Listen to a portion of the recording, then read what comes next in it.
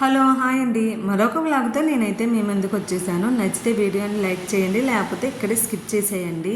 మార్నింగే 6:30కి అట్లా లేచిపోయా. కొంచెం వర్క్ ఉంది, హౌస్ క్లీన్ చేద్దాం, డీప్ క్లీన్ అన్నట్టు లేచాను. నా డే అయితే టీతో స్టార్ట్ చేయను, కానీ వర్క్ ఉంది కదా, టిఫిన్ తినేసేస్తే లేట్ అయిపోయింది కదా, నీరసం వచ్చిద్దని టీ తాగేసి వర్క్ స్టార్ట్ చేద్దాం క్లీనింగ్ అన్నట్టు టీ పెట్టేసుకున్నాను. అల్లం టీ అయితే కొంచెం రిఫ్రెష్గా ఉండిద్ది అనేసి అల్లం కొంచెం దంచేసుకున్నా.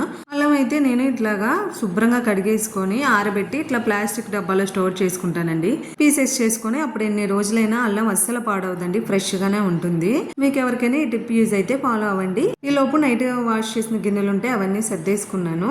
మొత్తం గిన్నెలు అయితే సర్దేశాను. ఈ క్యూట్ బాక్స్ అయితే నిన్న మా హస్బెండ్కి వాళ్ళ కొలీగ్స్లో ఎవరిదో ఫంక్షన్ అయితే గిఫ్ట్గా ఇచ్చారంట. చాలా క్యూట్గా ఉంది కదా. నాకు ఇలా స్మాల్ బాక్స్లు అంటే చాలా ఇష్టం అండి. అలా టీ తాగుతున్నానో లేదో వేడివేడిగా మా చిన్నోడైతే లేట్స్ వచ్చేసాడు. స్కూల్ ఉన్న రోజు లెగమంటే లెగరు, కానీ పిల్లలు హాలిడేస్ అప్పుడైతే మనం లేపకుండానే ముందే లేచిపోతారు కదా. మావాడు అంతే. ఇంకా టీ తాగేసేసి వంటగదితో స్టార్ట్ చేసా క్లీనింగ్. చక్కగా కబోర్డ్ మొత్తం క్లీన్ చేస్తున్నాను. చాలా రోజులు అయ్యిందండి, 1 మంత్ దాటిపోయింది.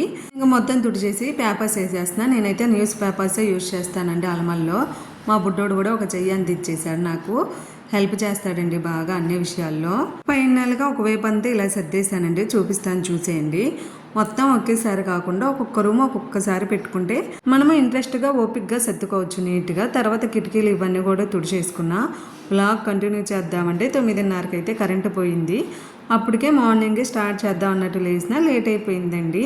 వర్క్ అంతా అయిపోయింది. లంచ్లోకి అయితే సాంబార్ ప్రిపేర్ చేసావు. కరెంట్ లేకపోవడం వల్ల వీడియో తీయడం అయితే కుదరలా. అంతే ఈ వీడియో. బై బై అండి. నచ్చితే లైక్ చేయండి.